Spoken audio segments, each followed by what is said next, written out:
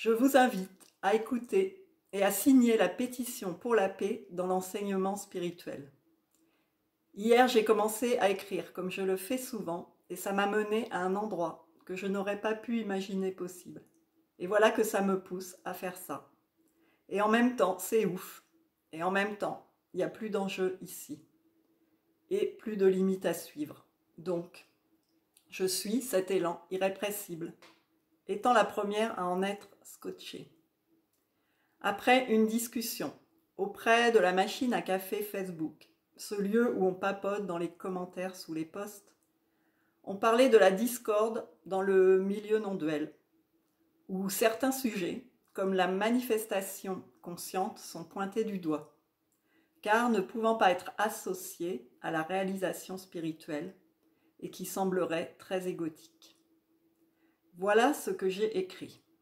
Je vais lire un peu. C'est l'élan du cœur qui donne l'impulsion de la manifestation. Ce n'est pas un individu séparé, au contrôle et autonome.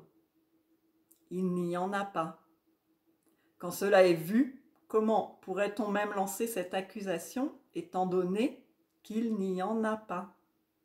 C'est pour cela que je m'adresse à tous mes amis de la non-dualité.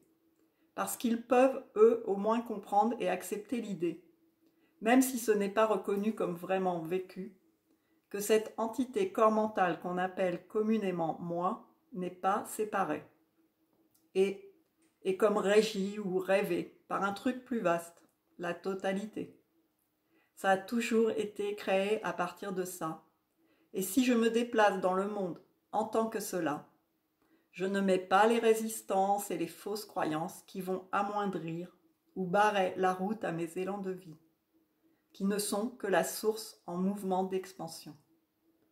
D'où l'importance de poser le regard, comme on dit, sur toutes mes limitations. Si en tant que la totalité, je lâche la croyance que je suis séparée, je vais me reconnaître en tant que cela. C'est le b.a.-ba de l'enseignement de l'illumination. Ok. Alors si, par exemple, je lâche la croyance que je suis impuissante et que je ne peux pas être moteur d'un changement dans le monde, je vais soudain voir dans mon univers des changements que j'aurais créés. C'est le même principe. Et il n'y a qu'un niveau, pas deux. Évidemment que ça marche à travers l'organisme, puisque ça a toujours été comme ça. Ce n'est pas juste un film qui est visionné, l'analogie a ses limites. Le film est tourné, les acteurs jouent leur rôle. C'est comme si tu disais à quelqu'un « Non, ce monde est non-duel, tu n'es pas auteur de tes actions, donc ça ne sert à rien d'avoir l'idée d'aller faire des études pour devenir médecin, ou d'aller militer pour la paix, ou donc d'enseigner pour qu'il y ait éveil. Ça ne fera rien puisque tu n'as pas de libre arbitre. Ça n'a pas de sens. Ce n'est pas le propos. Tu y vas quand même. » J'ai passé des années à ne rien vouloir au nom de ce fameux non-libre arbitre et détachement, récupéré subtilement par le mental. Alors que mon énergie de vie, c'est plutôt d'entreprendre.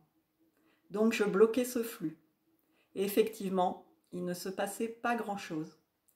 Et il y avait conflit intérieur, et donc encore plus de recherche de libération. Parce que même la recherche n'est pas à pointer comme un mal. La recherche, c'est un mouvement de vie. C'est la vie qui se cherche. On peut aussi démystifier la recherche, comme le désir. Ce sont les mouvements naturels de la vie, et quand tu ne cherches apparemment plus, tu continues à suivre des directions. Tu es vivant, et donc il y a du mouvement vers. On pourrait toujours appeler ça recherche ou désir. Le désir d'enseigner la réalisation spirituelle, par exemple. Et je peux vous dire que j'ai vraiment été une morte vivante, alors que maintenant, je suis la vie, et c'est magnifique. La différence, c'est que les désirs sont sans enjeu. Mais ils peuvent d'autant plus apparaître, sans trop d'attente et de tension pour un résultat, ils sont libres. Beaucoup d'enseignants qui n'adhèrent pas à ces propos de manifester consciemment plutôt qu'inconsciemment, disent quand même souvent: si le soi était réalisé à une très grande échelle, le monde irait mieux. Pourquoi dire cela si aucune manifestation n'aurait d'incidence sur elle-même? En fait, on dit exactement la même chose, non? Si tout le monde savait consciemment qu'il est le pouvoir créateur, qu'il est Dieu, oui, peut-être qu'il n'y aurait plus de combat, de peur, de résistance qui induisent des manifestations de prise de pouvoir.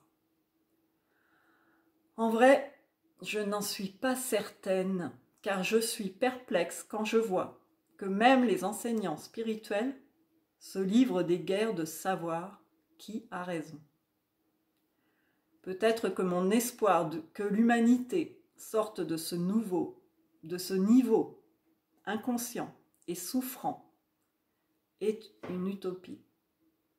L'idée que tous les élans du cœur, non réfrénés, iraient vers uniquement de l'amour, de la compassion et de la paix n'est qu'une idée.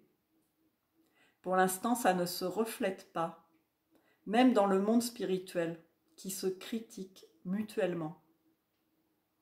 Peut-être que les dualités primaires persisteront à jamais dans l'humanité.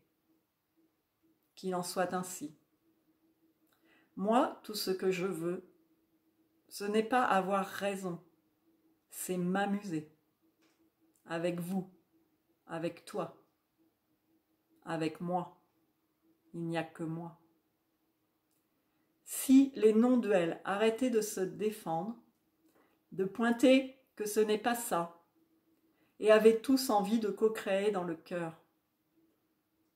Je ne dis pas qu'il n'y en a pas, mais j'ai croisé quand même pas mal de cas contraires. J'ai même eu plusieurs fois dans mon cheminement des enseignants, alors que je relatais du vécu pour essayer d'en discuter et de comprendre, qui m'ont dit: tu mens. Il n'y a que les êtres totalement réalisés qui peuvent vivre cela, donc tu inventes. Et comme j'ai plutôt un ego en infériorité, qui doute de sa valeur, l'effet que ça a produit, puisque je savais réellement que je n'inventais rien, c'est de me dire que ce qui était vécu n'avait aucune valeur, puisque ce n'était pas validé, et qu'il faudrait donc des éléments 10 fois plus évidents. Peut-être un truc qui me pousse là sur le visage, comme des plumes, je plaisante, mais pour croire vraiment dans mon cheminement. Et donc, la recherche reprenait de plus belle. Et comme à l'époque je cherchais beaucoup, je m'adressais à un autre enseignant pour essayer de comprendre là où je n'étais pas du tout et de m'entendre dire aussi plusieurs fois, dans la même période: c'est bon, tu as tout vu, c'est fini. Ou bien, tu vis un éveil bien incarné, c'est tout. C'est drôle tous ces avis contraires. On finit par voir qu'il n'y a pas une seule forme identique de réalisation. Mais ça prend du temps, car on y croit à ce « moi je sais, je t'explique ce que ça doit être et pas être » dans le moindre détail. Et puis, au fur et à mesure, on voit aussi que les enseignants eux-mêmes peuvent changer de discours. Ils étaient très pour la transcendance et maintenant ils plaident l'immanence. Et tous ceux qui avaient des milliers de vidéos et d'auditoires et qui effacent tout d'un coup en disant « j'ai induit en erreur ». On finit par voir que même la spiritualité n'est pas quelque chose qu'on peut figer et y apposer des limites. Et que finalement, ils se contredisent tous, parce que foncièrement, il n'y a rien à en dire. Et dès qu'on décrit, c'est fichu. Ça fait des années que je contemple les enseignants non-duels se critiquer entre eux, pointer ce qui ne va pas chez l'autre, se valider ou s'invalider, et dire « oh non, on ne parle pas de la même chose ».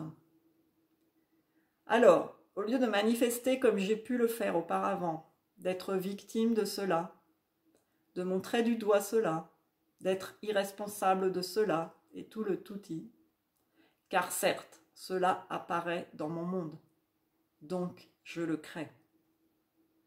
Maintenant, aujourd'hui, je manifeste mon pouvoir créateur.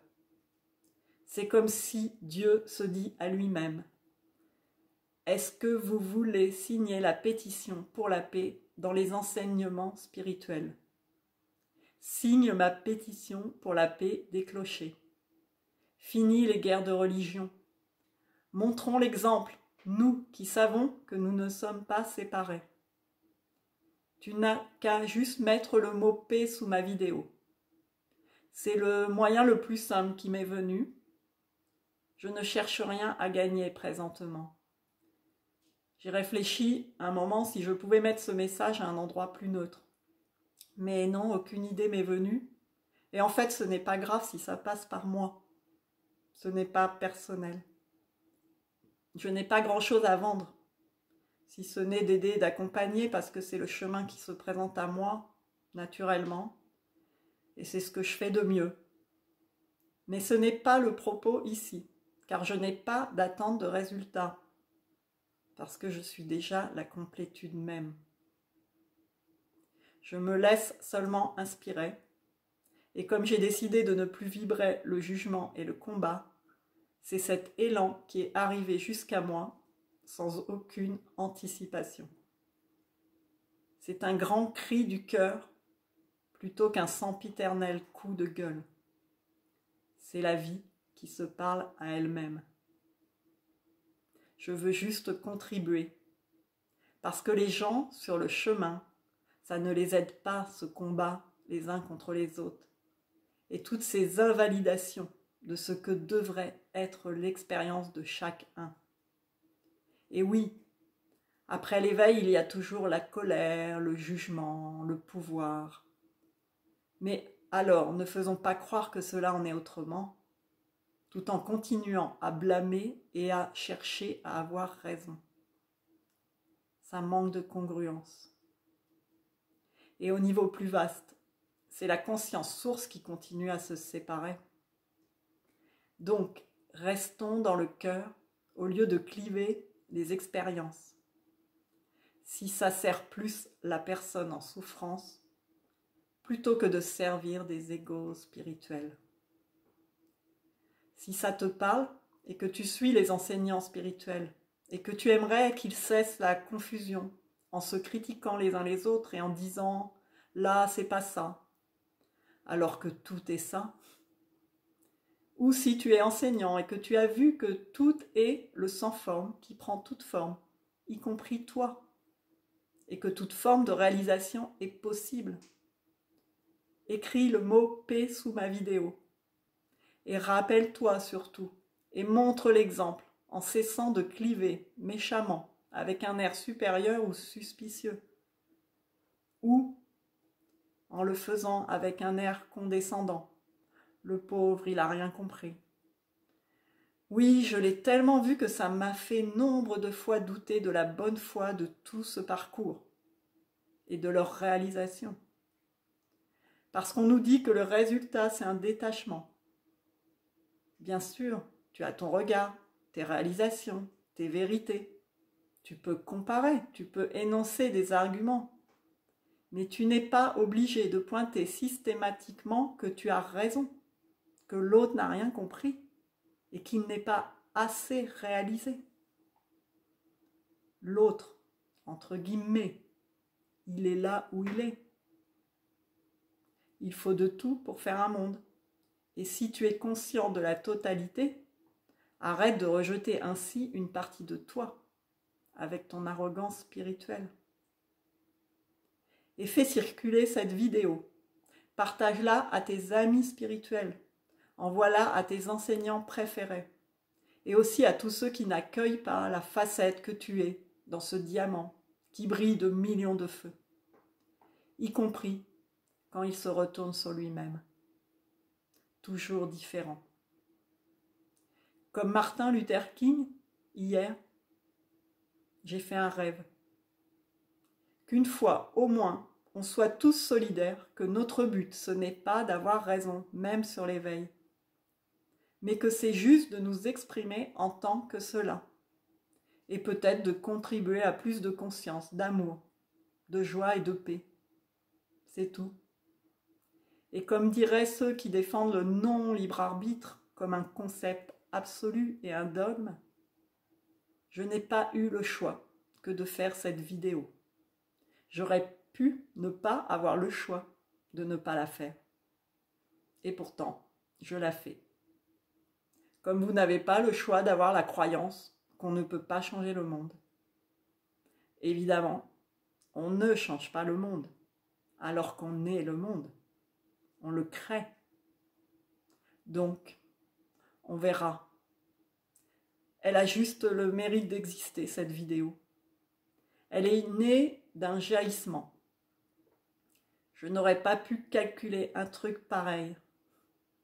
Mais qu'est-ce qu'on met derrière le mot « je » ? Finalement, c'est bien moi, je suis, qui a créé cela. Et il y a totalement acceptation ici d'aller au bout de cet élan, alors que cette audace ne m'est pas du tout familière. On verra bien, on s'amuse, c'est tout. Merci.